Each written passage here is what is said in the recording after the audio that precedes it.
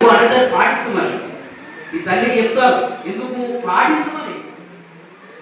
పెళ్ళైతుంది ఏమండి, వివాహ బంధంలో పిల్లలు వస్తారు. వచ్చిన తర్వాత అయ్యగారు ఒక మాట చెప్పాడు, ఏమని?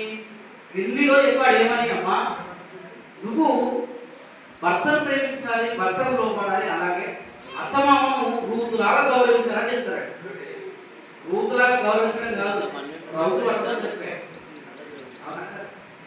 ఎందుకు రాశాడు? నువ్వు పాటిస్తే పాటించు, వీలైతే లేకపోతే లేదని కాదు. అర్థమవుతుందా? స్త్రీ బాగా పెట్టుకోవాలి. ఏ దైవజనులు నాకు చెప్తారు చాలా మంది, కానీ నేను మాత్రం అలా చెప్తాను, నీ పరలోకం మర్చిపో. నీ అత్తను గౌరవించకపోతే పరలోకం మర్చిపో. మళ్ళీ మాత్రం ఇట్లన్నది అట్లా అలా చెప్ప నథింగ్. నోరు మీయంటు దేవుడు బాధ్యత. పరలోకం రావాలంటే ప్రార్థన చేస్తున్నావు, వెరీ గుడ్. చర్చికి వస్తున్నావు, వెరీ గుడ్. ఎవడి నీ పెళ్ళి నువ్వు వేరుపడిన తర్వాత నీ అత్తమామ సంబంధం తెగిపోయింది అనుకో, పరలోకం అసలు రాదు. ఈ మాట ఎందుకు చెప్తున్నా అంటే, ఇగో ఇక్కడ ప్రధానంగా చెప్పిన మాటలైనా, ఆ పెళ్లిలో చెప్పిన మాటలైనా నీకే, నువ్వు పాటించడానికే, మర్చిపోవడానికి కాదు. అర్థమైందా? ఎందుకు చెప్తున్నానంటే నిలబడి మా బాధ్యత. ఎందుకంటే నువ్వు పాటించాలి.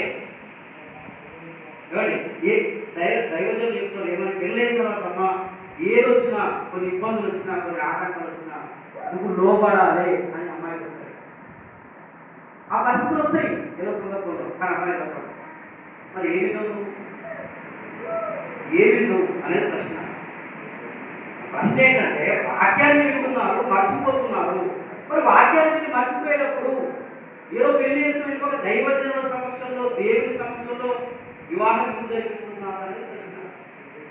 చాలా మంది గొడవలు అనుకుంటున్నారు, ఏదో చెప్పారండి కానీ వాళ్ళ బాధ్యత వాళ్ళు 2 నెలలు ఆడ 2 నెలలు ఈడ, మరి మేము చూసుకుంటున్నాం తల్లిదండ్రులని, నేను సేవ చేయ అని అంటూ గొడవలు. కానీ తప్పదు, నువ్వు పర్వకరాజానికి వెళ్ళిపోయి ఇక్కడ బాగుంటావు. ఎందుకంటే రాయబడ్డ 66 పుస్తకాల్లో ప్రతి మాట నెరవేర్చాల్సిందే.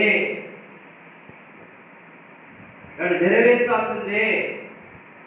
ఎందుకంటే నాడికి వెళ్ళిపోయిన తర్వాత మన అత్తమ్మ మీదకి ఏమంటే నువ్వు ఎక్కువ మాట్లాడడం కానీ, భర్త మీదకి చాలా మంది లేదండి, ఎస్సోలే మన వాళ్ళే, ఏమంటే సాధు జీవులు ఉన్నోళ్ళే గొడవలు. ఇంటికే తర్వాత భర్త మీదకి నీ శిరస్సు ఆయన, నీ శిరస్సు మీరు దురువు చేసి చివరికి ఏడికి వెళ్ళిపోతున్నారు, కొట్లాడుకోవాలి. ఇదేనా ఉంటుంది? బయట వాళ్ళు చూసినప్పుడు ఏమంటారు అంటే, నా బాధ ఏంటంటే మీరు క్రైస్తవులు ఏమంటున్నారు, చెప్తే నన్ను బాగుంటుండే దేవుడు అంటున్నారు. మీ నిమిత్తం మీద అన్యజనుల మధ్య నా నామం దూషించబడుతుంది. కాబట్టి నేను చెప్తున్న కండిషన్ ఏంటంటే, చెప్తున్న కండిషన్ ఏంటంటే, మీకు ఏవైతే చెప్పబడుతున్నాయో పెళ్లిలో చెప్తారు, ఇక్కడ చెప్తారు, వీటిని మీరు చూచా తప్పకుండా పాటించాలి.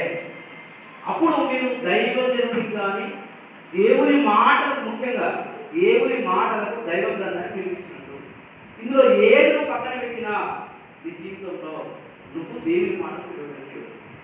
ఇప్పుడు ఈ హోషేయ గ్రంథంలో ఒక మాట రాయబడ్డది. ఇప్పుడు ప్రధానమైన తర్వాత ప్రధానమైన పదాలు తీసుకున్నా కనుక అది ఇప్పుడు ఈ సంబంధించిందంటే దీనికి దానికి కొంచెం సంబంధం ఉంది. కానీ ఆ మాట రాయబడ్డది ఎవరి గురించి అంటే ఇశ్రాయేలు గురించి రాయబడ్డది.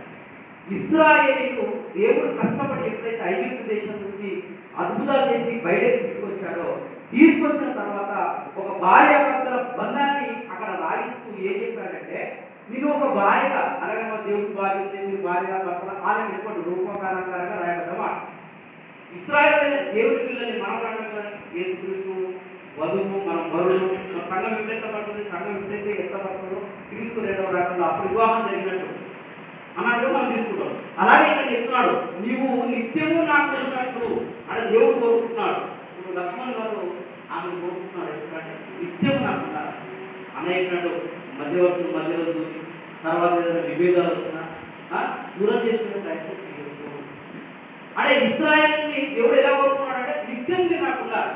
నిత్యం అంటే ఇచ్చిన కాలానికి ఎంతైతే మనం జీవించగలుగుతామో అంతకాలం వరకు నిత్యము నువ్వు నాకు ఉన్నట్లు నిన్ను నేను ప్రదానం చేసుకున్నాను అని దేవుడు ఇశ్రాయేలుతో చెబుతున్నటువంటి మాట.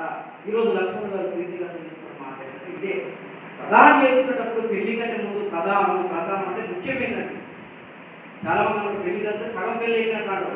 నేను చెప్తా, పెళ్లి ప్రధానం జరిగితే అసలు పెళ్లి బయట చెప్తా. మరి అది జరుగుతుంది పెళ్ళి అనేది వారి ఇద్దరిని ఏక శరీరంగా రాసి పంపించడానికి అది చివరి ఘట్టం. కానీ అస్సలు ఘట్టం ఏంటంటే ప్రధానమైన ముఖ్య పెళ్లి ఇది అన్నది. సగ పెళ్లి కాదు, మొత్తం పెళ్లి జరిగింది. కాకపోతే అబ్బాయి అందరూ అక్కడ పెళ్లి. కాబట్టి నిత్యము నువ్వు నాకు ఉన్నట్టు ఇప్పుడు అబ్బాయి ఏం చేయాలంటే నిత్యము నాకు అంటే మనకి దేవుడు ఇచ్చినటువంటి కాలంలో నిత్యము నీవు నాకు ఉన్నట్టు నిన్ను నేను ప్రదానం చేసుకుంటా అని ఈరోజు అబ్బాయి చెప్తాడు. ఆ రోజు ఇశ్రాయేలు దేవుడు చెప్పాడు నిత్యము నీవు నాకు ఉన్నట్టు. చూడండి ఒకసారి 19వ వచనం, నీవు నిత్యము నాకు ఉన్నట్టు నేను నీతిని బట్టి తీర్పు తీర్చుకోవాలను. నీతిని బట్టి అన్నాడు. ఏ నీతి? దైవ నీతిని బట్టి అన్నాడు. అలాగే ఇక్కడ కూడా దైవ నీతిని బట్టి